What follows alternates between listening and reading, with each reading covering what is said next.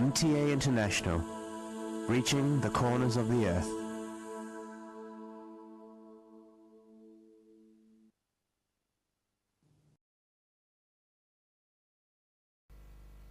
صلی علی رسولنا صلی علی محمد صلی علی نبینا صلی علی محمد صلی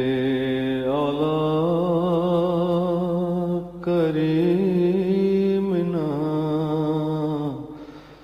صلی علی محمد صلی علی حبیبنا صلی علی محمد صلی علی امامنا صلی علی محمد صلی علی نبینا صلی علی محمد صلی علی رسولنا صلی علی محمد صلی علی شفیعنا صلی علی محمد صلی علی کریمنا صلی علی محمد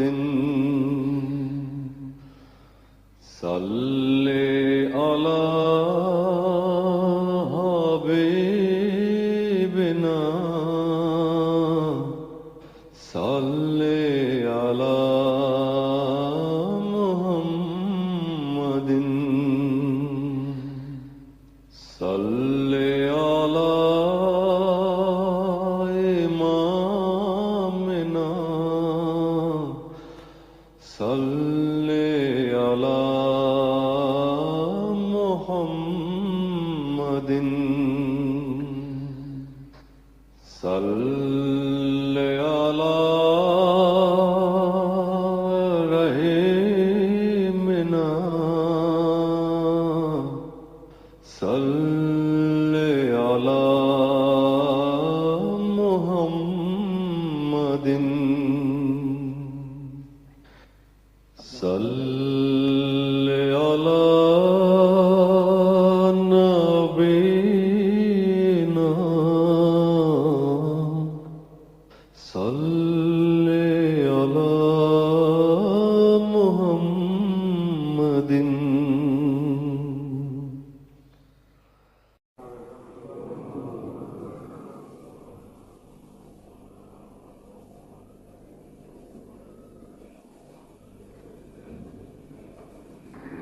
السلام علیکم ورحمۃ اللہ.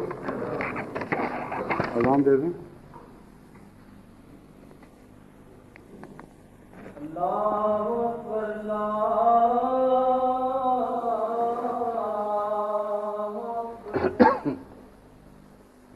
اللہ اکبر اللہ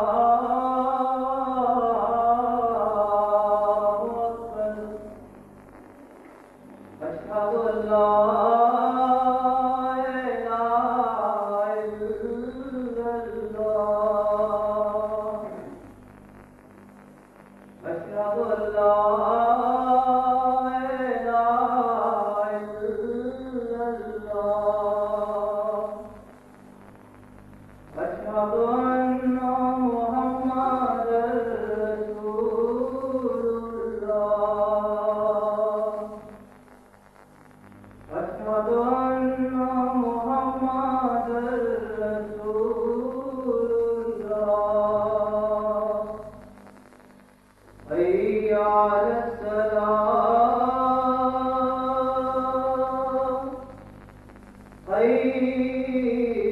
على الصلاة حي على الفلاح حي على الفلاح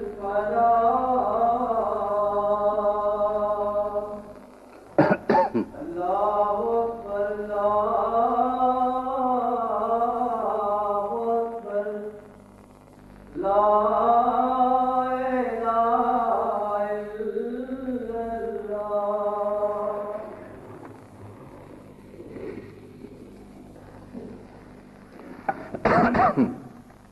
أشهد أن لا إله إلا الله وحده لا شريك له وأشهد أن محمدا عبده ورسوله أما بعد فأعوذ بالله من الشيطان الرجيم بسم الله الرحمن الرحيم الحمد لله رب العالمين الرحمن الرحيم مالك يوم الدين إياك نعبد وإياك نستعين اهدنا الصراط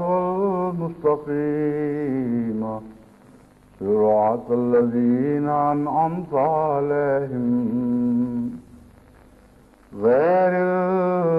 المغضوب عليهم ولا الضالين.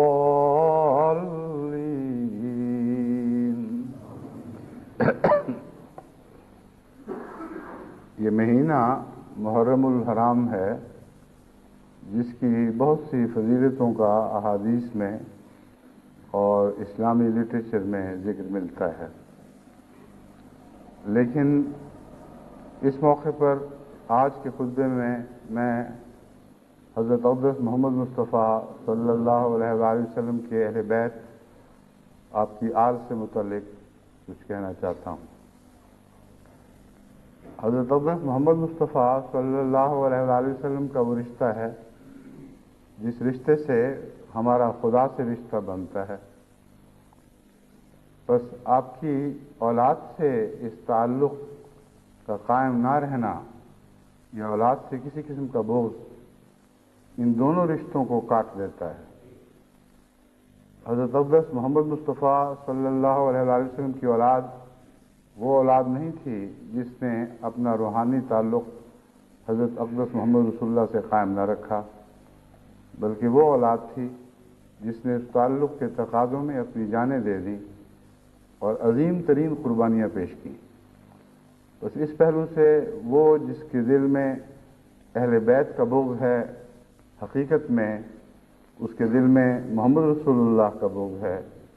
اور اسلام کا بغض ہے، اور اس کی کوئی نیکی حقیقی نیکی نہیں کہلا سکتی۔ یہ ایک طبی حقیقت ہے کہ جس سے محبت ہو اس کے محبوب سے بھی محبت ہو، جس سے محبت ہو اس سے جو محبت کرتے ہیں ان سے بھی تعلق قائم ہو، اور یہ دونوں باتیں حضرت اقدس محمد مصطفیٰ صلی اللہ علیہ وآلہ وسلم کی بہت ہی پیاری اور مقدس بیٹی حضرت فاطمہ کی اولاد کو نصیب تھیں۔ ان سے حضرت اقدس محمد رسول اللہ کو محبت تھی اور وہ حضرت محمد رسول اللہ سے محبت کرتے تھے، اور پھر یہ خونی تعلق بھی تھا، اس لیے کسی مسلمان کے تصور میں بھی یہ بات نہیں آ سکتی کہ حضور صلی اللہ علیہ وآلہ وسلم کے اہل بیت سے دوری تو درکنار، اس کے وہم میں بھی یہ بات داخل ہو کہ میرا ان سے کسی قسم کا تعلق ٹوٹ سکتا ہے۔ اس کے بالکل برعکس ایک گہری خود بے ساختہ محبت حقیقت میں اس کی ایمان پر گواہ ہوگی، اور حضرت صلی اللہ علیہ وآلہ وسلم سے پیار پر یہ محبت ایک ایسی پختہ اور دائمی گواہی دے گی کہ جس کو نظر انداز نہیں کیا جا سکتا۔ مگر اس کے برعکس حضرت صلی اللہ علیہ وآلہ وسلم کی اولاد میں سے پیدا ہونے والے محبت کرنے والوں اور محبوبوں کا ذکر تو محبت سے کیا جائے، مگر ان کا جن کا خونی رشتہ نہ بھی تھا مگر خونی رشتوں سے بڑھ کر انہوں نے اپنی جانیں آپ پر نثار کی، ان کا بغض سے ذکر کیا جائے۔ اگر ایسا ہو تو ایسے شخص کے ایمان کے خلاف یہ گواہی بھی بہت مضبوط اور ناقابل تردید گواہی ٹھہرے گی۔ بس حقیقی اور سچی بیچ کی راہ وہی ہے کہ حضرت صلی اللہ علیہ وآلہ وسلم سے جس نے جس رنگ میں بھی تعلق باندھا، خون کا رشتہ تھا یا نہ تھا، اس سے تبھی بے ساختہ دل میں پیار پیدا ہو، یہ سچی علامت ہے انسان کے ایمان کی اور حضور صلی اللہ علیہ وآلہ وسلم سے حقیقی وابستگی کی۔ آج عالم اسلام نہ جانے کن اندھیروں میں بھٹک رہا ہے کہ یہ دو محبتیں آپس میں پھٹ چکی ہیں اور ان دونوں کو ایک گھر میں جگہ نہیں نصیب۔ وہ لوگ جو اہل بیت کی محبت کا دعویٰ کرتے ہیں،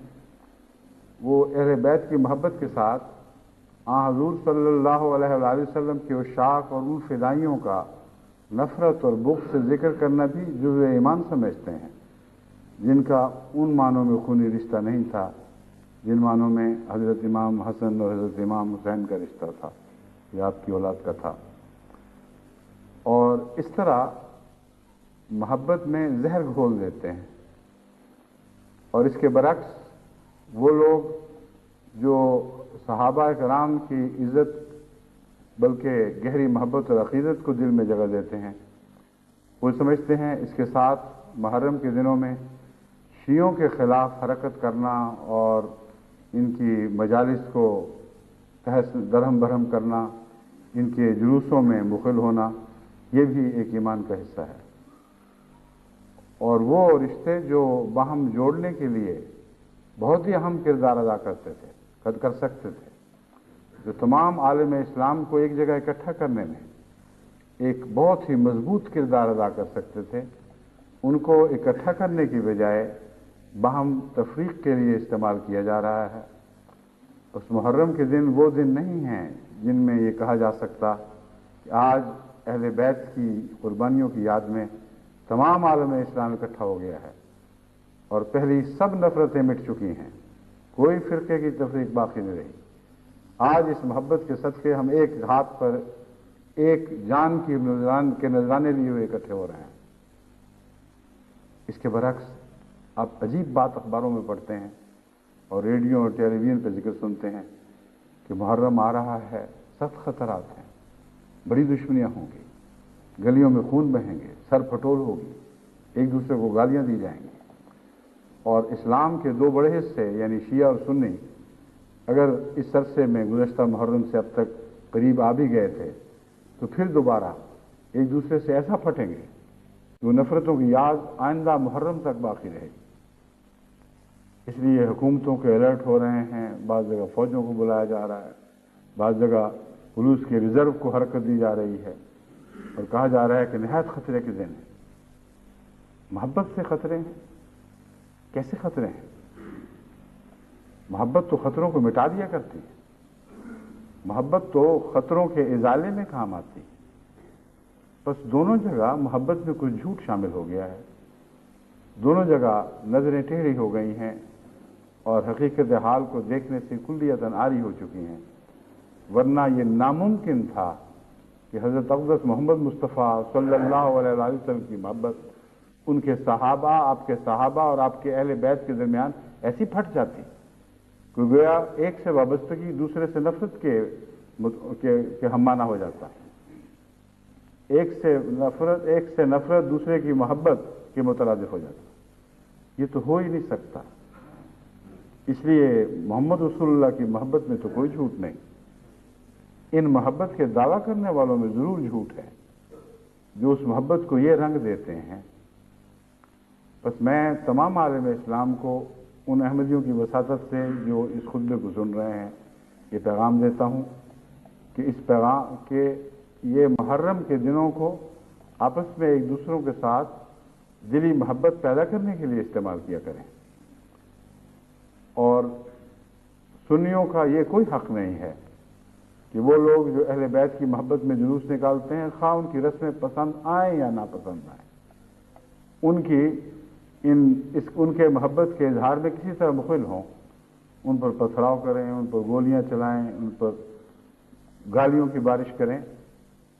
یہ کیا انداز ہے محبت کے؟ یہ تو دلوں میں گھٹی ہوئی اور گھولی جانے والی نفرتیں ہیں جو ابل ابل کر باہر آ رہی ہیں۔ بس جب تک حضرت اقدس محمد مصطفیٰ صلی اللہ علیہ وآلہ وسلم کے عشق کو اور آپ سے سچی محبت کو تمام امت کو باہم باندھنے کا ذریعہ نہ بنایا جائے، اس وقت تک امت کے مسائل حل نہیں ہو سکتے۔ سب ہی حضور کی محبت کا دعویٰ کر کے ایک دوسرے کے خلاف نفرت کی تعلیم دیتے ہیں، اور یہ سلسلہ بڑھتے بڑھتے 72 حصوں میں امت کو تقسیم کر گیا، اور آج تک ان کو ہوش نہیں آئی۔ بس جماعت احمدیہ کو حضور صلی اللہ علیہ وآلہ وسلم کی محبت کا پیغام اس رنگ میں امت کو دوبارہ دینے کی ضرورت ہے جس رنگ میں پہلی بار دیا گیا تھا۔ قرآن کریم نے جو دلوں کے باندھنے کا ذکر فرمایا ہے، وہ اللہ کی نعمت کے ساتھ دلوں کے باندھنے کا ذکر فرمایا ہے، اور اللہ کی نعمتوں میں سب سے بڑی نعمت محمد رسول اللہ تھی۔ اور حقیقت یہ ہے کہ آپ ہی کی محبت نے ایک دوسرے کے دشمن قبائل کو یکجان کر دیا تھا۔ وہ جو ایک دوسرے کے جان کے دشمن تھے، وہ بھائیوں کی طرح بلکہ ان سے بڑھ کر جان نثار کرنے والے دوست بن چکے تھے، اور حضور اکرم صلی اللہ علیہ وآلہ وسلم کے وجود کو نکال کر اس کا تصور بھی پیدا نہیں ہو سکتا، ناممکن دکھائی دیتا ہے۔ بس اگرچہ محمد رسول اللہ نے خود بالارادہ ایسا کام نہیں کیا، مگر اللہ نے آپ کی ذات میں، آپ کی نعمت میں ایک ایسی غیر معمولی کشش رکھ دی تھی کہ ناممکن تھا کہ لوگ آپ کے ذات پر ایک مرکز کی حیثیت سے جمع نہ ہو جائیں۔ بس مرکز مدینہ نہیں تھا، مرکز محمد رسول اللہ تھے، مرکز مکہ نہیں تھا، مرکز محمد رسول اللہ تھے۔ جہاں کہیں آپ جاتے تھے وہیں مرکز منتقل ہوتا تھا، آپ بیٹھتے تھے تو اسلام کا مرکز آپ کی ذات میں بیٹھتا تھا، آپ اٹھتے تھے تو اسلام کا مرکز آپ کی ذات میں اٹھتا تھا۔ اور یہی وہ نقطہ تھا جو صحابہ کے عشق نے ہمیشہ کے لیے ہم پسند کر دیا کہ محمد رسول اللہ کی مرکز سے محبت اور آپ کی ذات میں اکٹھے ہونے کا نام ہی اسلامی وحدت ہے، اور یہی توحید کا پیغام ہے جو آج ہمیں سب دنیا کو دینا ہے۔ مگر محمد رسول اللہ کی امت کو تو پہلے دینا ضروری ہے، کیونکہ سب سے زیادہ اس امت کا حق ہے کہ انہیں دوبارہ ازمنہ گزشتہ کی یاد دلا کر ان زمانوں کے واسطے دے کر جن زمانوں میں محمد رسول اللہ کی اولاد بھی تھی، آپ کے صحابہ بھی تھے، اور کسی کے دل پھٹے ہوئے نہیں تھے۔ وہ تمام صحابہ جب حضرت امام حسن اور حضرت امام حسین کو دیکھتے تھے تو ان کی محبتیں عشق اور فدائیت سے ان پر پڑتی ہیں۔ ان کے ذکر دیکھو کیسے کیسے پیار سے حدیثوں میں محفوظ کیے گئے، کس طرح صحابہ ان کو حضرت صلی اللہ علیہ وسلم کے کندھوں پر سوار دیکھتے تھے، نماز میں جب سجدوں میں جاتے تھے تو اس طرح پیار سے ان کو اتار دیا کرتے تھے، کس طرح ساتھ کھیلتے اور حرکت کرتے اور لاڈ اور پیار کرتے ہوئے دیکھتے تھے، اور یوں لگتا تھا کہ تمام صحابہ کی آنکھوں میں دل پگھل پگھل کر آ رہے ہیں۔ اس طرز بیان بتاتی ہے کہ غیر معمولی عشق تھا۔ بس وہی اہل بیت ہیں، وہی صحابہ ہیں۔ حضور صلی اللہ علیہ وسلم کے وصال کے بعد تمہیں کیا جنون کودا ہے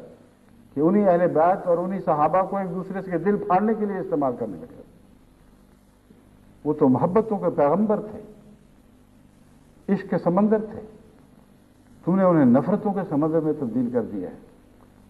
بس آج امت محمدیہ کو یہ باتیں سمجھانے کی ضرورت ہے، ورنہ یہ امت محمدیہ کہلانے کی مستحق نہیں رہے گی۔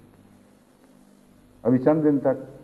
آپ دیکھیں گے کہ محرم کے جلوس کراچی میں بھی نکلیں گے، خیرپور میں بھی نکلیں گے، ملتان میں بھی نکلیں گے، بہاولپور میں بھی اور لاہور وغیرہ میں بھی، اور ہر جگہ غیر معمولی طور پر پولیس کی طاقت دو نفرت کرنے والے سمندروں کے بیچ میں دیوار کی طرح حائل ہو، اور پھر وہ یبغیان ہوں گے، وہ ایک دوسرے کے خلاف بغاوت کریں گے، اور ان دیواروں کو توڑ کر ان کی نفرتیں پھلانگتی ہوئی دوسرے کے امن کو پارا پارا کر دیں گی اور ان کی زندگیوں کو زہر آلود کر دیں گی۔ یہ کیا دن ہیں اور ان دنوں کے کیا تقاضے ہیں اور یہ کیا حرکتیں ہیں جو ان دنوں میں کی جا رہی ہیں۔ حضرت اقدس مسیح موعود علیہ السلام پر جن پر یہ ظالم ملا یہ الزام لگاتے ہیں کہ آپ نے نہ اہل بیت کی عزت کی نہ صحابہ کی۔ ان کی اہل بیت کی عزتیں اور ان کی صحابہ کی عزتیں تو ہر روز برسر عام گلیوں میں پھرتی ہیں، اور جو کچھ کسر رہ جاتی ہے وہ محرم کے دنوں میں تشت بام ہو جاتی ہے، کچھ بھی لکا چھپا باقی نہیں رہتا۔ مگر حضرت اقدس محمد مصطفیٰ صلی اللہ علیہ وآلہ وسلم اور آپ کے صحابہ اور آپ کے اہل بیت کے عشق میں حضرت مسیح موعود علیہ السلام کی جو پاکیزہ تحریریں ہیں ان پر مہریں لگائی گئی ہیں، ان پر تالے لگا دیے گئے ہیں۔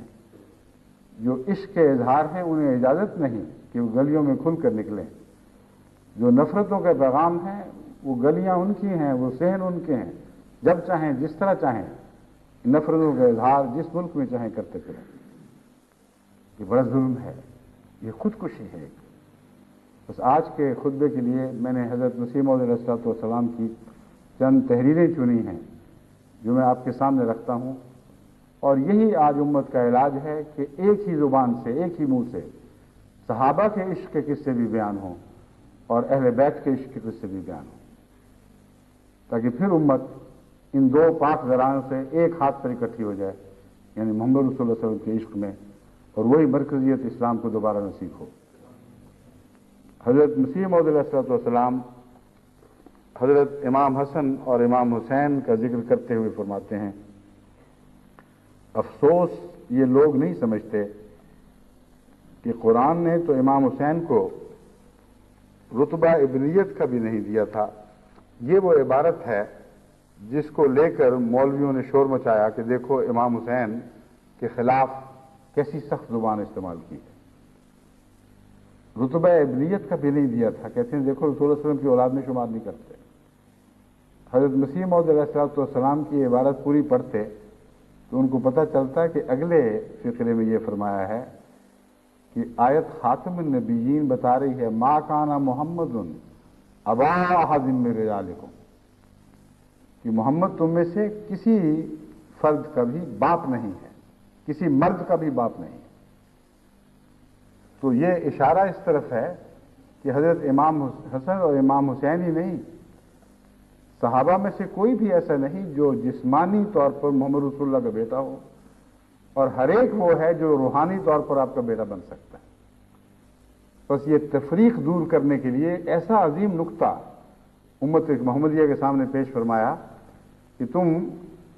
خون کے رشتے سے ابنیت کی باتیں چھوڑ دو، کیونکہ قرآن کریم نے ہر رشتے سے ابنیت کی باتیں ختم کر دی ہیں سوائے روحانی رشتے کے۔ ما کان محمد ابا احد من رجالکم ولکن رسول اللہ و خاتم النبیین۔ رسول کا رشتہ سب سے برابر کا رشتہ ہو جاتا ہے، اور اس رشتے میں جو روحانی بیٹا بنے گا اس کی راہ میں کوئی چیز حائل نہیں ہو سکتی، اور جو روحانی بیٹا نہیں بنے گا اسے ظاہری تعلق بھی اس کے کسی کام نہیں آ سکتا۔ یہ وہ مضمون تھا جسے حضرت مسیح موعود علیہ السلام نے بیان فرمایا، اور ان ملانوں نے کیسے کیسے ظلم کے ساتھ حضور حضرت مسیح موعود علیہ السلام کے خلاف یہ غلط باتیں منسوخ کی کہ گویا نعوذ باللہ من ذالک آپ کو صحابہ کی بھی کوئی آپ کے دل میں نہ صحابہ کی عزت تھی نہ اہل بیت کی تھی۔ اب میں آپ کو حضرت مسیح موعود علیہ السلام کے الفاظ میں بتاتا ہوں کہ آپ کے نزدیک اہل بیت کا کیا مقام تھا اور صحابہ کا کیا مقام تھا۔ فرماتے ہیں حضرت عیسیٰ اور امام حسین کے اصل مقام اور درجہ کا جتنا مجھ کو علم ہے دوسرے کو نہیں ہے۔ اب عیسیٰ اور امام حسین کا کیا جوڑ ہے؟ نبیوں میں اپنی جان کی عظیم قربانی پیش کرنے میں عیسیٰ کو ایک عجیب مرتبہ اور عجیب مقام حاصل تھا۔ نبیوں میں وہ ایک منفرد مقام ہے جو محمد رسول اللہ سے پہلے گزرے ہیں۔ جس طرح جس شان کے ساتھ حضرت عیسیٰ نے حق کی خاطر اپنی جان کی قربانی پیش کی ہے اور صلیب کی اذیتیں قبول کی ہیں، بس دیکھیں ایک عارف باللہ کا کلام کس طرح ان باتوں کو جوڑتا ہے جس طرف ایک ظاہری نظر رکھنے والے کا تصور بھی نہیں جا سکتا۔ فرماتے ہیں عیسیٰ اور امام حسین کے اصل مقام و درجہ کا جتنا مجھ کو علم ہے دوسرے کو نہیں ہے، کیونکہ جوہری ہی جوہر کی حقیقت کو سمجھتا ہے۔ اس طرح پر دوسرے لوگ خواہ وہ امام حسین کو سجدہ کریں مگر وہ ان کے رتبہ اور مقام سے محض ناواقف ہیں، اور عیسائی خواہ حضرت عیسیٰ کو خدا کا بیٹا یا خدا جو چاہیں بنا دیں مگر وہ ان کے اصل اتباع اور حقیقی مقام سے بے خبر ہیں، اور ہم ہرگز یہ باتیں تحقیر سے نہیں کہہ رہے، ان کی تحقیر مراد نہیں بلکہ امر واقعہ بیان کر رہے ہیں کہ مسیح کا جو حقیقی مرتبہ میرے دل پر روشن ہوا ہے اور حسین کا جو حقیقی مرتبہ میرے دل پر روشن ہوا ہے وہ ان کے سجدہ کرنے والوں کے دلوں پر بھی روشن نہیں، اور سجدہ کرنا خود بتاتا ہے کہ مقام سے بے خبر ہے۔ بس اسی فقرے میں اپنے کلام کی تائید میں ایک محکم دلیل بھی داخل فرما دی۔ وہ شان کیا ہے؟ فرماتے ہیں میں اس اشتہار کے ذریعے سے اپنی جماعت کو اطلاع دیتا ہوں کہ ہم اعتقاد رکھتے ہیں کہ یزید ایک ناپاک تباہ دنیا کا کیڑا اور ظالم تھا، اور جن معنوں کی روح سے کسی کو مومن کہا جاتا ہے وہ معنی اس میں موجود نہ تھے۔ یہ ہے اعلان حق، کوئی پرواہ نہیں کہ سنی اس پہ خوش ہوتے ہیں ناراض ہوتے ہیں، حالانکہ آپ اہل سنت سے تعلق رکھتے تھے، اہل تشیع میں شامل نہیں تھے، اور امام تو در حقیقت دونوں سے بالا تھا، کیونکہ آپ نے حکم عدل کے طور پر دونوں کے درمیان فیصلے کرنے تھے۔ بس آپ دنیا کے خوف سے بالکل مستغنی اور بالا تھے۔ فرماتے ہیں یزید ایک ناپاک تباہ دنیا کا کیڑا اور ظالم تھا، اور جن معنوں کی روح سے کسی کو مومن کہا جاتا ہے وہ معنی اس میں موجود نہ تھے۔ مومن بننا کوئی سہل امر نہیں ہے۔ اللہ تعالیٰ ایسے شخصوں کی نسبت فرماتا ہے قالت الاعراب آمنا قل لم تؤمنوا ولکن قولوا اسلمنا۔ مومن وہ لوگ ہوتے ہیں جن کے اعمال ان کے ایمان پر گواہی دیتے ہیں، جن کے دل پر ایمان لکھا جاتا ہے، اور جو اپنے خدا اور اس کی رضا کو ہر ایک چیز پر مقدم کر لیتے ہیں۔ پھر فرماتے ہیں یزید کے متعلق یہ دنیا کی محبت نے اس کو اندھا کر دیا تھا، مگر حسین رضی اللہ عنہ طاہر و مطہر تھا، اور بلا شبہ ان برگزیدوں میں سے ہے جن کو خدا تعالیٰ اپنے ہاتھ سے صاف کرتا ہے اور اپنی محبت سے معمور کرتا ہے، اور بلا شبہ وہ سرداران بہشت میں سے ہے۔ یہ حضرت امام حسین کے متعلق حضرت مسیح موعود علیہ الصلوۃ والسلام کا موقف ہے، اور زبان ایک ایک لفظ بتا رہا ہے کہ ایک سچے دل کی آواز ہے جو بے ساختہ اور بلا تکلف دل سے بلند ہو رہی ہے۔ سرداران بہشت میں سے ہے، اور ایک ذرہ کینہ رکھنا اس سے موجب سلب ایمان ہے۔ اس امام کا تقوی اور محبت اور صبر اور استقامت اور زہد اور عبادت ہمارے لیے اسوہ حسنہ ہے، اور ہم اس معصوم کی ہدایت کی اقتداء کرنے والے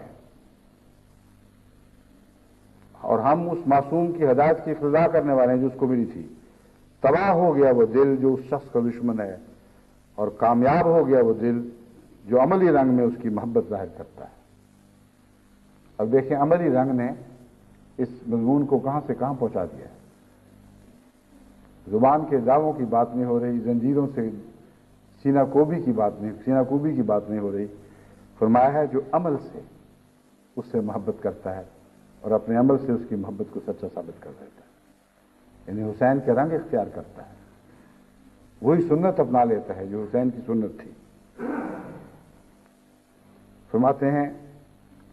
کامیاب ہو گیا وہ دل جو عملی رنگ میں اس کی محبت ظاہر کرتا ہے، اور اس کے ایمان اور اخلاق اور شجاعت اور تقوی اور استقامت اور محبت الہی کے تمام نقوش انعکاسی کے طور پر کامل پیروی کے ساتھ اپنے اندر لیتا ہے۔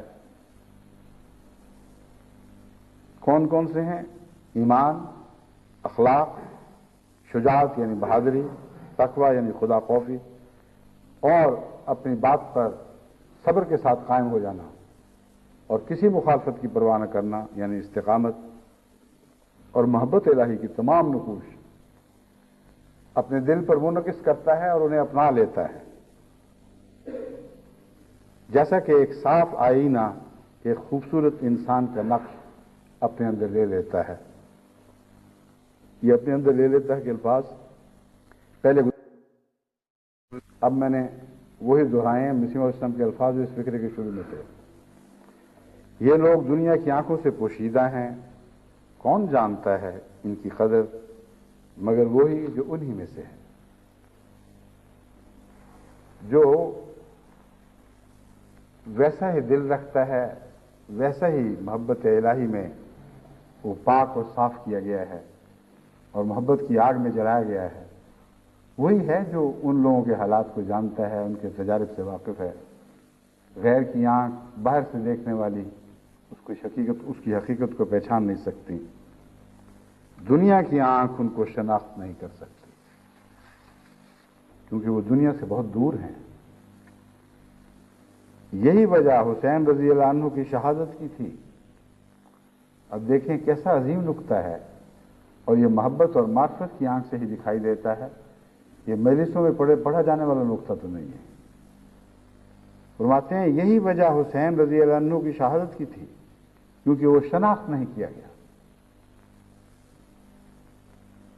سارے سالوں کے 100 سال کے شیعوں کے ماتم ایک طرف اور یہ فقرہ ایک طرف، کیسی حقیقت کی روح پر انگلی رکھ دی ہے۔ اس کی شہادت کی یہی وجہ تھی کہ حسین شناخت نہیں کیا گیا، مگر افسوس کہ جیسا وہ کل شناخت نہیں کیا گیا تھا ویسا آج بھی شناخت نہیں کیا گیا، ورنہ حسین کے نام پر محمد رسول اللہ کے عشاق سے نفرتوں کی تعلیم نہ دی جاتی، اور محمد رسول اللہ کے عشاق حسین کا عذر رکھ کر ان کے سے محبت کرنے والوں سے نفرت کی تعلیم نہ دیتے۔ بس شناخت کا جہاں تک معاملہ ہے، خدا کے پیارے تو بعض دفعہ نہ اپنے وقت میں شناخت کیے جاتے ہیں نہ بعد میں شناخت کیے جاتے ہیں، مگر وہی ان کو شناخت کرتا ہے جو ویسا دل رکھتا ہے، ویسا مزاج اس کو عطا ہوتا ہے، ویسی فطرت ودیت کی جاتی ہے، وہی ہے جو حقیقت میں شناخت کا حق رکھتا ہے۔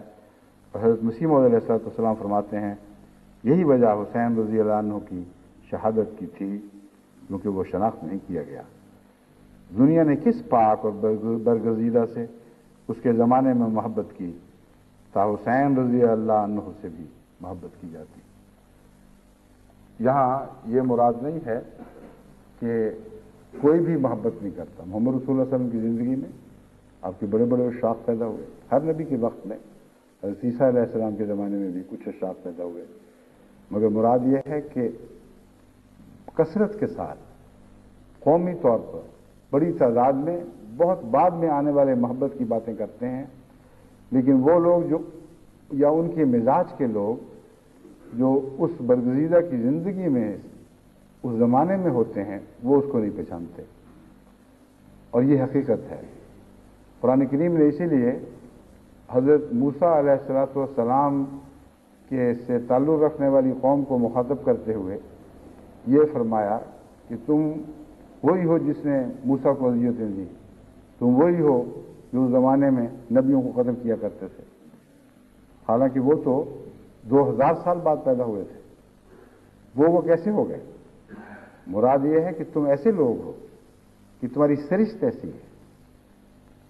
اگر تم اس زمانے میں ہوتے تو وقت کے مقدس انسان کو پہچان نہ سکتے، اور ضرور اس کی دشمنی اور اس کی جان کے عزت اور جان کے درپے ہو جاتے، اس کی دشمنی میں اس کی عزت اور اس کی جان کے درپے ہو جاتے، لیکن اب تم اس کی محبت کی باتیں کرتے ہو۔ تو مسیح موعود علیہ السلام ان لوگوں کا ذکر فرما رہے ہیں کہ یہ لوگ جب برگزیدہ لوگوں کی زندگی میں اس وقت سے حصہ پاتے ہیں جو کبھی ان کو پہچان نہیں سکے، اور جب وہ وفات پا جاتے ہیں ویسے کسی وجہ سے ان سے دور ہٹ جاتے ہیں، زمانے بدل جاتے ہیں، اس وقت پھر یہ ان کی محبت کے گیت گاتے اور ان کے نام کو اچھالتے ہیں۔ غرض یہ امر نہایت درجہ کی شقاوت اور بے ایمانی میں داخل ہے۔ یہ حسین رضی اللہ عنہ کی یا کسی اور بزرگ کی جو ائمہ مطہرین میں سے ہے تحقیر کرتا ہے یا کوئی کلمہ استخفاف ان کی نسبت اپنی زبان پر لاتا ہے، وہ اپنے ایمان کو ضائع کرتا ہے، کیونکہ اللہ جل شانہ اس شخص کا دشمن ہو جاتا ہے جو اس کے برگزیدوں اور پیاروں کا دشمن ہے۔ جو شخص مجھے برا کہتا ہے یا لعن طعن کرتا ہے، اس کے عوض میں کسی برگزیدہ اور محبوب الہی کی نسبت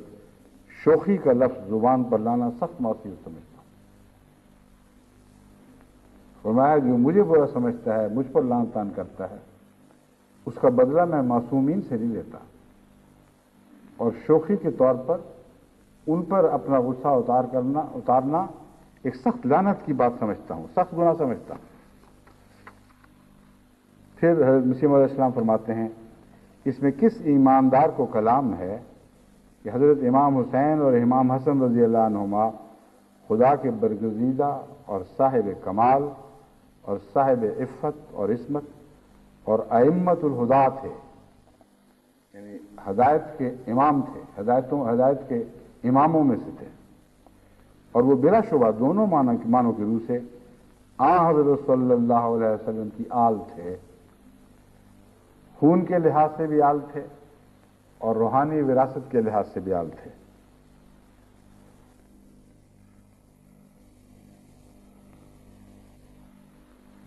لیکن کلام اس بات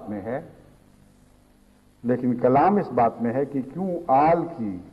اعلیٰ قسم کو چھوڑا گیا ہے اور ادنا پر فخر کیا جاتا ہے۔ تعجب کہ وہ اعلیٰ قسم امام حسن اور حسین کے آل ہونے کی یا اس کے آل ہونے کی اور کسی کے آل ہونے کی جس کی روح سے وہ حضرت صلی اللہ علیہ وسلم کے روحانی مال کے وارث ٹھہرتے ہیں اور بہشت کے سردار کہلاتے ہیں، یہ لوگ اس کا تو کچھ ذکر نہیں کرتے، پر ایک فانی رشتے کو بار بار پیش کیا جاتا ہے۔ یہ وہ نقص ہے جس کی طرف حضرت مسیح موعود علیہ السلام حضرت امام حسن اور امام حسین کی محبت رکھنے والوں کے تعلق میں بیان فرما رہے ہیں کہ ان کو اس پہلو سے اپنی اصلاح کرنی چاہیے۔ ان دونوں کا مرتبہ جس کے نتیجے میں حضرت صلی اللہ علیہ وآلہ وسلم نے ان کو روحانی طور پر بہت اعلیٰ مراتب پر فائز کر فرما دیا، وہ روحانی تعلق کی بنا پر تھا، نہ کہ جسمانی رشتے کی بنا پر۔ آپ نے فرما دیا سے مراد یہ ہے آپ نے ان کے اعلیٰ مراتب کی نشاندہی فرمائی اور ان کی شان میں بہت ہی پاکیزہ اور مقدس خیالات کا اظہار فرمایا۔ ان کو ان اعلیٰ مراتب پر فائز تو خدا نے فرمایا تھا، مگر محمد رسول اللہ کی زبان سے ہم نے اس کا ذکر سنا، اس لیے آپ جب کہتے ہیں کہ وہ سرداران بہشت میں سے ہے تو بلا شبہ یہ اللہ کا کلام ہے جو محمد رسول اللہ پر نازل ہوا ہے، ورنہ حضرت محمد رسول اللہ اپنی طرف سے جو کسی کو سردار بہشت نہیں بنا سکتے تھے۔ تو آپ کی نظر مسیح موعود علیہ السلام فرماتے ہیں ان کے روحانی مراتب پر تھی، ہرگز اس بات پر نہیں تھی کہ چونکہ میری بیٹی کی اولاد سے پیدا ہوں گے، میری بیٹی کی اولاد میں سے ہوں گے یا بیٹی کی پشت سے پیدا ہوں گے اس لیے یہ سردار بہشت ہے۔ بس ان کا سرداران بہشت ہونا بتاتا ہے کہ انہوں نے حضرت صلی اللہ علیہ وآلہ وسلم کا روحانی ورثہ پایا ہے۔ آپ فرماتے ہیں اس اعلیٰ بات کا ذکر تم نہیں کرتے اور محرم کے مقام پر یا ویسے مجالس میں خونی رشتے کی باتیں کرتے چلے جاتے ہو۔ اگر ایسا کرو گے تو دوسرے روحانی ورثہ پانے والوں کی طرف بھی محبت کی نگاہ پڑے گی، نفرت کی نگاہ ان پر نہیں پڑ سکتی۔ یہی وجہ تفریق ہے، یہی بیماری ہے جس کی نشاندہی حضرت مسیح موعود علیہ السلام نے فرمائی اور جس طرف اب توجہ کرنا ضروری ہے۔ تمام شیعوں کو میری نصیحت ہے کہ وہ اپنی مجالس میں جتنا چاہیں محبت کا اظہار کریں، مگر اگر روحانی تعلق سے ایسا کریں تو پھر وہی روحانی تعلق کی باتیں ان کو حضرت ابو بکر سے بھی محبت پر مجبور کر دیں گی،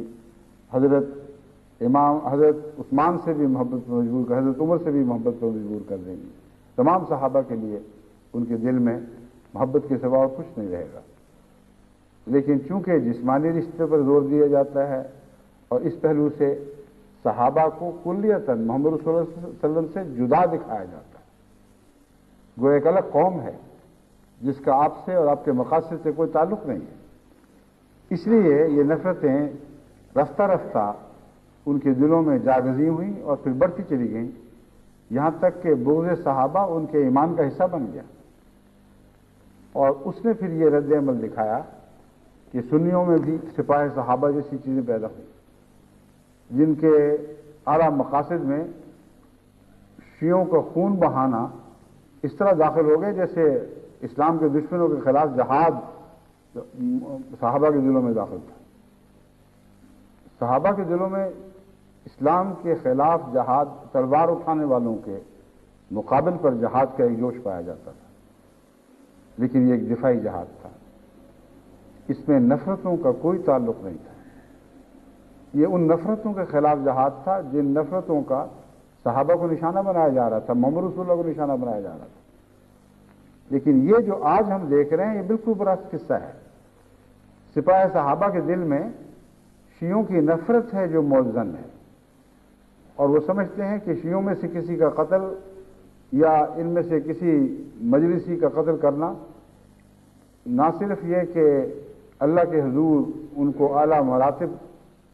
ان کے لیے اعلیٰ مراتب کا ضامن ہو جائے گا، بلکہ بعض ان میں سے مولوی یہ بیان کرتے ہیں کہ تم اگر ایسا کرو اور اس کوشش میں تم مارے جاؤ تو تم سرداران بہشت میں شمار ہوگے۔ تم دیکھنا کہ کیسے کیسے پاک وجود تمہارے استقبال کو جنت کے دروازوں تک آتے ہیں۔ ایسے سے لو قصے بیان کیے جاتے ہیں کہ عقل دنگ رہ جاتی ہے کہ ان قصوں کے ماننے والے دماغ کس قسم کے ہوں گے، مگر ہمارے ملک میں بدقسمتی سے جہالت بہت ہے، اور یہی جہالت ہے جو اس تفریق کو مزید ہوا دے رہی ہے اور ان فاصلوں کو بڑھا رہی ہے۔ بس محرم میں محبت کی اور باہم رشتوں کو باندھنے کی تعلیم دینی ضروری ہے،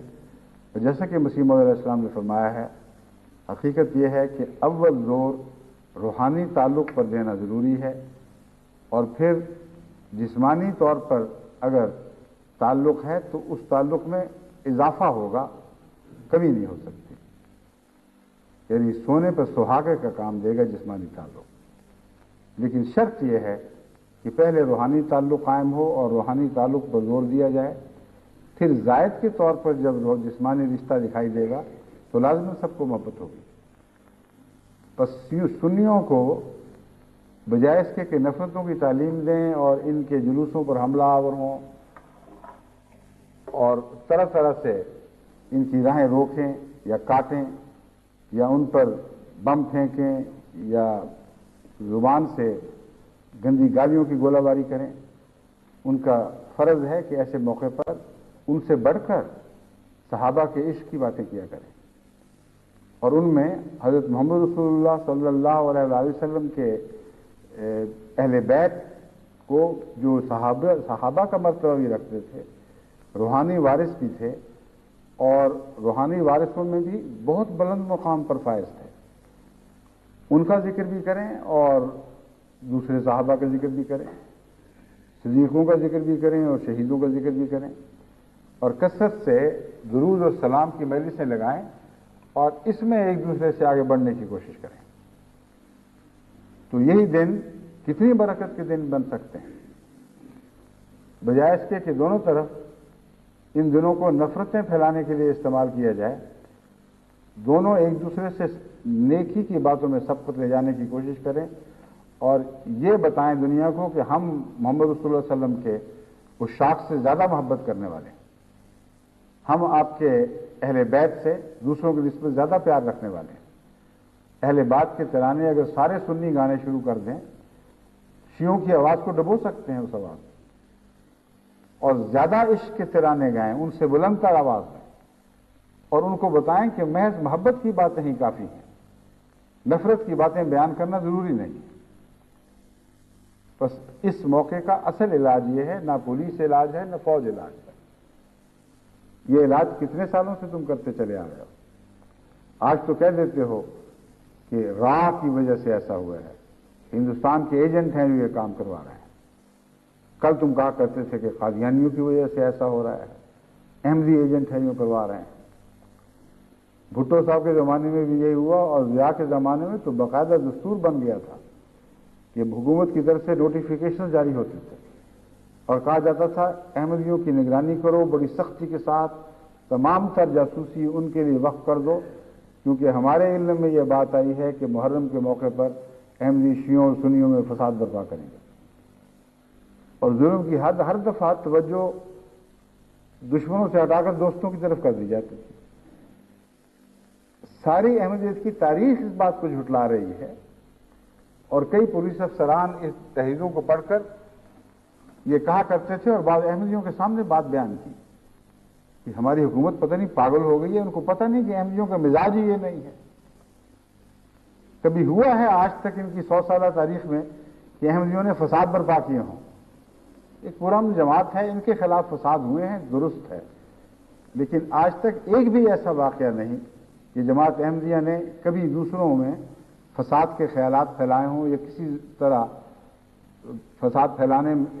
میں دخل ہی دیا ہو کسی قسم کا۔ کامیابی تو دور کی بات ہے۔ کہتے ہیں اشارتاً، یعنی بعض پولیس افسر کی بات بتا رہا ہوں، انہوں نے اپنے لمبے تاریخ، اپنی لمبی سروس کا حوالہ دے کر کہا کہ میں جانتا ہوں اس لمبے زمانے میں جو پولیس میں سروس کی ہے، اور میں حلف اٹھا سکتا ہوں اس بات پر کہ احمدی مزاج میں فساد کرانا داخل نہیں۔ کبھی مجھے آج تک کسی احمدی میں اشارتاً بھی یہ بات دکھائی نہیں تھی۔ تو کرتے کیا تھے یہ؟ جنہوں نے شرارت کرنی ہوتی تھی ان پر سے توجہ ہٹا کر جو شرارت کے خلاف ہوا کرتے تھے ان کی طرف توجہ مرکوز کر دیا کرتے تھے، اور پھر ان کو فساد کی چھری چھٹی سی جو انہیں فساد کرنے تھے۔ زیر نظر احمدی ہیں اور فساد کرانی ہے یا شیعوں نے یا سنیوں نے، اور وہ پھر کھلم کھلا اپنی سازشیں کرتے اور فساد کرتے، اور فسادوں کے بعد ایک دفعہ بھی ان دشمن حکومتوں کو ایک ادنا سی بات بھی ہاتھ میں نہیں آئی کہ ثابت کر سکیں کہ یہ فساد احمدیوں نے کروایا تھا۔ مجھے یاد ہے انہی دنوں میں جب یہ کہا کرتے تھے کہ احمدیوں سے متنبع رہو، کراچی میں ساری پولیس کی توجہ احمدیوں کی طرف تھی، اور ادھر کراچی میں شیعوں کے امام باڑے جل گئے، شیعوں کو ان کے گھروں میں زندہ جلا دیا گیا۔ وہ کون لوگ گئے تھے وہاں؟ کیا کوئی احمدی تھا؟ تحقیق نے کیا ثابت کیا تھا کہ احمدیوں کا کوئی دور سے بھی اس بات سے تعلق نہیں تھا۔ بس جب ایک قوم جھوٹ بولنے کی عادی ہو جائے اور عملاً جھوٹ کی پرستش کرنا شروع کر دے تو جھوٹ کی ساری تدبیریں اپنے خلاف الٹا کرتی ہیں۔ احمدی تو امن پیدا کرنے کے لیے پیدا کیے گئے ہیں، اور احمدیوں سے آپ کبھی فساد کی بات نہیں دیکھیں گے۔ اب آپ کہتے ہیں راہ نے ایسا کیا۔ اب راہ کیسے وہ دشمنیاں دلوں میں پیدا کر سکتی ہے جو تاریخ کے سینکڑوں سال گواہ ہیں کہ تمہارے دلوں میں مسلسل چلی آ رہی؟ کم سے کم 1000 سال گزر چکا ہے اس تاریخ کو کہ خود مسلمانوں نے مختلف وقتوں میں ایک دوسرے کے گھر جلائے ہیں، ایک دوسرے کی قبریں اکھاڑی ہیں، مردوں کو دوبارہ پھانسی دی گئی ہے اور ان کے پنجروں کو پھانسی پہ لٹکایا گیا ہے۔ یہ ہلاکو خاں کا واقعہ بھول گئے ہو؟ ایک سنی دور میں جب بعض شیعوں پر مظالم ہوئے ہیں تو اس کے رد عمل کے طور پر شیعہ وزیر نے پھر انتقام لیا اور اس نے ہلاکو خاں کو دعوت دی کہ آؤ اور اس ملک پہ قبضہ کرو۔ یہ تاریخ بتا رہی ہے وہاں کون سی راہ تھی جو اپنا کام دکھاتی تھی۔ میں ہندوستان کے حق میں بات نہیں کر رہا، میں کسی کے حق میں بھی بات نہیں کر رہا، نہ کسی کے خلاف بات کر رہا ہوں۔ میں یہ سمجھا رہا ہوں کہ حقیقت حال پر نظر رکھو، نفرتیں جہاں پرورش پاتی ہیں وہی جگہ ہے نگرانی کی، اور ان نفرتوں کی پرورش گاہوں میں اگر کوئی دشمن گھس کر مزید انگریخت کرے تو وہ ایسی کوشش کر سکتا ہے، اس سے انکار نہیں، لیکن نفرتیں قائم ہیں تو یہ کوششیں پھر ضرور کامیاب ہوں، اور یہ ادھر قابل تسلیم نہیں ہوگا کہ فلاں نے ایسا کروا دیا۔ تم کرنے پر تیار بیٹھے تھے، اس نے جو تلوار نیچے گری ہوئی تھی اٹھا کے تمہارے ہاتھ میں تھما دی، اس سے زیادہ اس کا کوئی کام نہیں۔ لیکن کرنے والے تم ہو، تمہاری نیتیں ہیں جن میں زہر گھلے ہوئے ہیں، وہ نیتیں ہیں جو ایک دوسرے کو برداشت نہیں کر سکتی، وہ آنکھیں ہیں جو ایک دوسرے کو اچھا دیکھ نہیں سکتی۔ ان نفرتوں کا علاج کرو، ان نظروں کو درست کرنے کی کوئی تدبیر کرو، ان دلوں سے نفرتیں ہٹا کر ان میں محبت کے رس گھولنے کی کوشش کرو۔ اس کے سوا کوئی علاج ہی نہیں ہے، اور یہ علاج امام وقت تمہیں بتا رہا ہے۔ حضرت مسیح موعود علیہ الصلوۃ والسلام جو حکم عدل بن کر آئے تھے، وہ سلیقہ سکھا رہے ہیں کہ دیکھو اس طرح صحابہ کی بھی تعریف کرو، اس طرح اہل بیت کی بھی تعریف کرو، ان پر بھی درود بھیجو، ان پر بھی درود بھیجو۔ یہ ایک ذریعہ ہے امت کے اکٹھا ہونے کا۔ حضرت مسیح علیہ السلام فرماتے ہیں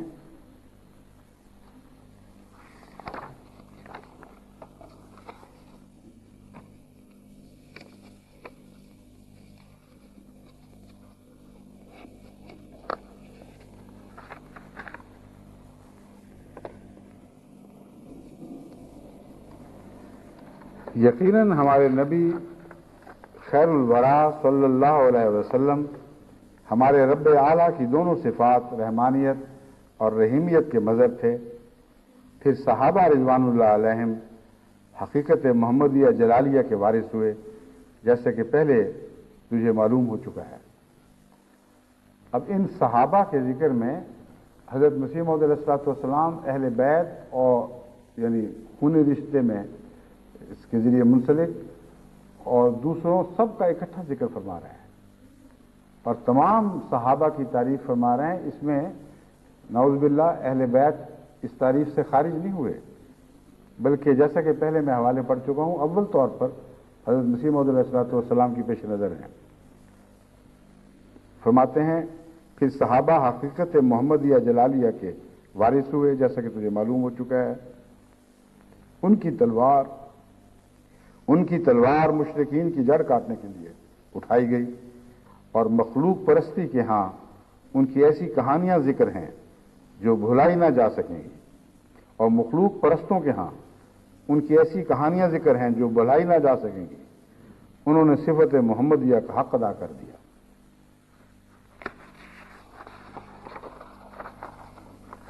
اب صفت محمدیہ کو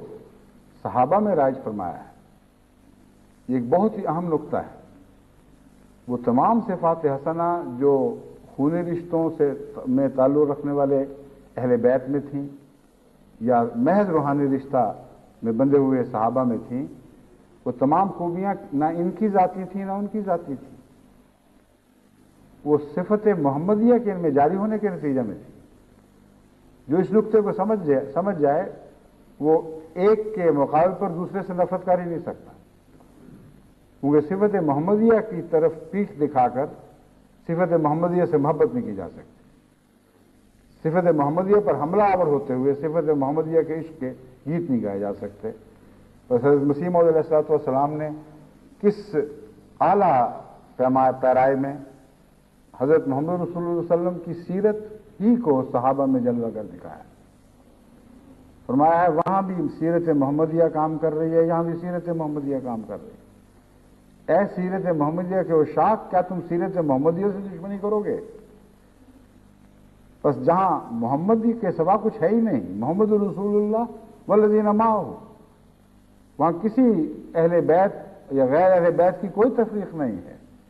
اگر حسن ہے تو محمد کا حسن ہے صلی اللہ علیہ وسلم، سیرت ہے تو محمد کی سیرت ہے صلی اللہ علیہ وسلم، اور صحابہ میں اگر کوئی مدح کی بات پائی جاتی ہے تو محمد رسول اللہ کی سیرت کو اپنانے کے نتیجے میں، اور بین ہی یہی وجہ فضیلت کی اہل بیت میں پائی جاتی ہے، اس کے سوا کوئی وجہ نہیں۔ بس مسیح علیہ السلام فرماتے ہیں اللہ تعالیٰ نے صحابہ کو اور ان کے تابعین کو اس میں محمد کا مظہر بنایا، اور ان کے ذریعے رحمانی جلالی شان ظاہر کی، اور انہیں غلبہ عطا کیا، اور پے در پے نعمتوں کے ذریعے ان کی نصرت فرمائی۔ پھر حضرت مسیح موعود علیہ الصلوۃ والسلام صحابہ رضوان اللہ علیہم کے ذکر میں فرماتے ہیں صحابہ رضوان اللہ علیہم کے زمانے میں تو یقین کے چشمے جاری تھے اور وہ خدائی نشانوں کو اپنی آنکھوں سے دیکھتے تھے، اور انہی نشانوں کے ذریعے سے خدا کے کلام پر انہیں یقین ہو گیا تھا، اس لیے ان کی زندگی نہایت پاک ہو گئی تھی۔ اب یہ وہ حصہ ہے جس کی کمی کی وجہ سے ساری امت کہلانے والی امت میں، یعنی رسول اللہ صلی اللہ علیہ وسلم کی طرف منسوب ہونے والے لوگوں میں فساد پھیلا ہوا ہے۔ یعنی یہ وہ نقطہ ہے جس کو نہ سمجھنے کے ذریعے، جس پر عمل نہ کرنے کے نتیجہ میں، کیونکہ حضرت مسیح علیہ السلام فرماتے ہیں کہ انہوں نے محمد رسول اللہ میں خدائی نشان دیکھے اور اپنی آنکھوں سے دیکھے، اور اس ذریعے سے خدا کے کلام پر انہیں یقین ہو گیا تھا، اس لیے ان کی زندگی نہایت پاک ہو گئی تھی۔ بس جنہوں نے الہی نشان دیکھے ہوں، لازم ہے کہ ان کی زندگی پاک ہو،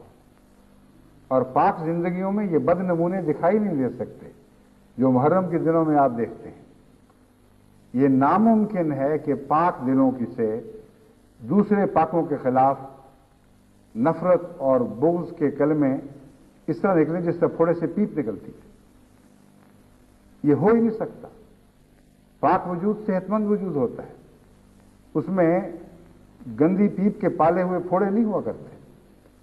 بس جب بھی صحابہ کے خلاف شیعوں کی مجالس میں سخت قسم کی ظالمانہ زبان استعمال کی جاتی ہے، جو دلوں کے پھوڑے ہیں جو سارا سال پکتے رہتے ہیں، اور وہ پیپ اس وقت پھٹ کر اچھل کر باہر نکلتی ہے، اور بہت ہی بدبودار مواد ہے جو باہر نکل کے گلیوں میں آتا ہے اور ساری فضا کو یہ بدبودار کر دیتا ہے۔ دوسری طرف مقابل کے دیکھیں، اگر وہ ان کے مقابلہ کرنے والے بھی رسول اکرم صلی اللہ علیہ وآلہ وسلم کے سچائی کے نشان دیکھ کر اپنے دلوں کو پاک کر چکے ہوتے تو ایسے موقع پہ استغفار سے کام لیتے، گند کا جواب گند سے نہ دیتے، بلکہ ان کے لیے دعا گو ہو جاتے، ان پر زیادہ رحم اور شفقت کرتے، ان کو سمجھانے کے لیے سارا سال کاروائیاں کرتے، اور دلائل کی دنیا میں ان کو گھسیٹ کر لاتے، اور دلائل کے میدانوں میں یہ فیصلے کرتے بجائے اس کے کہ تلوار کے میدان میں ایسے فیصلے کیے جائیں۔ بس ادھر بھی وہ پاک نمونے نہیں ہیں، ادھر بھی وہ پاک نمونے نہیں ہیں۔ اور امر واقعہ یہ ہے کہ اس زمانے میں اگر حضرت محمد رسول اللہ صلی اللہ علیہ وسلم سے سچا تعلق باندھنا ہے تو اس امام سے تعلق باندھے بغیر یہ سچا تعلق قائم نہیں ہو سکتا، جو امام ان پیشگوئیوں کے مطابق آیا ہے جو محمد رسول اللہ کو اللہ تعالیٰ نے عطا فرمائی تھی۔ وہ تعلق جو 1300 سال میں تم کاٹ بیٹھے، وہ تعلق 1300 سال کے بعد دوبارہ جوڑنے کے وقت آئے، اور آسمان سے وہ رسی نیچے کی گئی جس رسی سے ہاتھ جدا ہو چکے تھے۔ اب ایک ہی راہ ہے کہ اس رسی کو دوبارہ مضبوطی سے پکڑ لو، اور پھر حضرت محمد مصطفیٰ صلی اللہ علیہ وآلہ وسلم کے دامن میں پناہ لو۔ اس پناہ کے سوا اور کوئی پناہ نہیں ہے، اور یہ پناہ امام وقت کے انکار کے ذریعے میسر نہیں ہو سکتی۔ یہ پناہ صرف اس صورت میں نصیب ہو سکتی ہے اگر امام وقت کو تسلیم کرو، اس سے محبت کا رشتہ باندھو، کیونکہ یہی محبت کا رشتہ سلسلہ وار خدا تک پہنچے گا، محمد مصطفیٰ صلی اللہ علیہ وآلہ وسلم کی سچی محبت والے دلوں میں پیدا کرے گا، صحابہ کی سچی محبت کے سلیقے تمہیں سکھائے گا، اہل بیت کی سچی محبت کی روح تمہیں عطا کرے گا۔ یہ صاحب عرفان محبت ہوگی جس کے نتیجے میں پاک عمل پیدا ہوتا ہے۔ یہ ایسی محبت ہوگی جس کے نتیجے میں دل پاک کیے جاتے ہیں، اور پاک دل ایک دوسرے سے نفرت نہیں کیا کرتے، پاک دل آپس میں بٹ نہیں جایا کرتے، بلکہ وہ ایک ہاتھ پر جمع ہو جاتے ہیں۔ اور امت محمدیہ کو دوبارہ ایک ہاتھ پر جمع کرنے کے لیے خدا تعالیٰ نے جس امام کو بھیجا ہے وہی ان روحانی رشتوں کا ضامن بن کر آیا ہے، وہی ان روحانی رشتوں کا اللہ تعالیٰ کی طرف سے منادی بنا کر بھیجا گیا ہے۔ تم اس کی ندا پر کام دھرو اور اطاعت اور محبت کے ساتھ اس کے حضور اپنے دلوں کو ان معنوں میں جھکا دو کہ جس طرف وہ بلاتا ہے وہ دل لپکتے ہوئے لبیک کہتے ہوئے اس طرف دوڑیں۔ میں خدا کی قسم کھا کے کہتا ہوں کہ جس طرف وہ ان دلوں کو بلا رہا ہے، یعنی تم سب کے دلوں کو، وہ محمد رسول اللہ کا رستہ ہے، اس کے سوا اور کوئی رستہ نہیں ہے۔ وہ خدا کا رستہ ہے، اس کے سوا کوئی اور رستہ نہیں ہے۔ اسی کا نام صراط مستقیم ہے۔ اسی سے وحدت ملی عطا ہوتی ہے، اسی سے تفرقے پھر وحدت کی لڑیوں میں پروئے جاتے ہیں۔ بس آپ سب حضرت مسیح موعود علیہ الصلوۃ والسلام کی آواز پر لبیک کہیں، اور اگر آپ یہ سمجھتے ہیں کہ یہ دور کی بات ہے تو ان نصیحتوں پر تو عمل کریں، یا بتائیں کہ ان میں کیا نقص ہے، ان سے بہتر بات تو پیش کر کے دکھائیں۔ آپ تسلیم نہیں کرتے کہ آپ وہ حضرت مسیح موعود علیہ السلام وہی ہیں جو حکم اور عدل بن کر آئے تھے اور تمہارے درمیان انصاف سے فیصلہ کرنے والے تھے۔ اب آپ کے فیصلے میں نے تمہیں سنا دیے ہیں، ان فیصلوں سے بہتر فیصلے کر کے تو دکھاؤ، بتاؤ تو صحیح کہ اس سے زیادہ اور کون سی پاک اور مؤثر راہ ہو سکتی ہے جو مسلمانوں کے بٹے ہوئے دلوں کو پھر ایک ہاتھ پر اکٹھے کر سکتی ہے۔ اس مسیح موعود علیہ الصلوۃ والسلام پر ایمان لانا اب تمہارے اختیار کی یا ہاں یا نہ کی بات نہیں رہی۔ امر واقعہ یہ ہے کہ سچا امام جن رستوں کی طرف بلاتا ہے ان رستوں سے انکار خودکشی کے مترادف ہو جایا کرتا ہے۔ تم انکار کرو گے بھی تو باتیں وہی ماننی پڑیں گی جو مسیح موعود کہتے ہیں۔ ان باتوں سے بہتر باتیں تمہارے فرشتے بھی سوچ نہیں سکتے، کیونکہ یہ خدا کا کلام ہے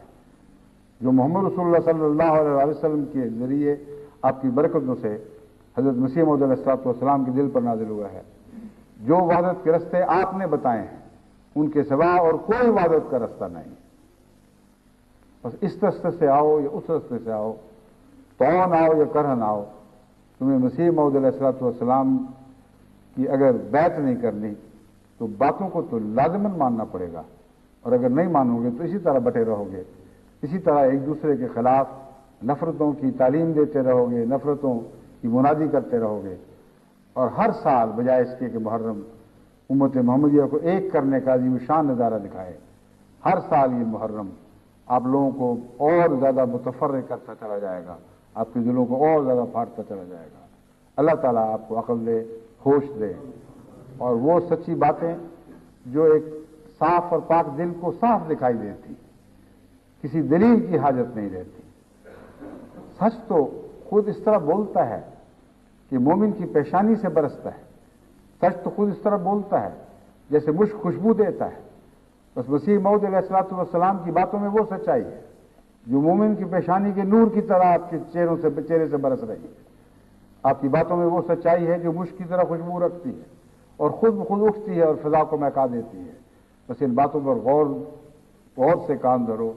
اور ان کو اپنے دلوں میں جگہ دو۔ یہی ایک رستہ امت کو دوبارہ وحدت کی لڑیوں میں پرونے کا رستہ ہے، اس کے سوا اور کوئی رستہ نہیں۔ اللہ تعالیٰ آپ کو توفیق عطا فرمائے۔